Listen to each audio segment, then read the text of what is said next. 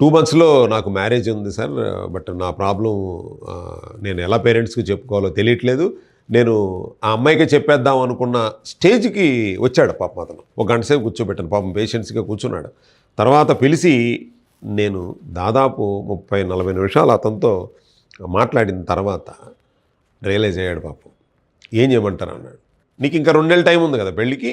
నా కోసం ఒక నెల రోజులు నా మాట విను. నేను చెప్పినట్టు విను. వింటే గనక ఆ నెల రోజుల తర్వాత కూడా నీకు ఎటువంటి మార్పులు లేవు అని అంటే గనక అప్పుడు ఆ అమ్మాయికి చెప్పేద్దు కానీ అని చెప్పాను. అతను మొన్న సోమవారం నాడు ఇప్పుడు వచ్చి నమస్కారం సార్, మీ దయ వల్ల నాకు ఇప్పుడు చాలా బాగుందండి అని చెప్తున్నాడు. సో అంటే మనం తొందరపాటు ఉండకూడదు.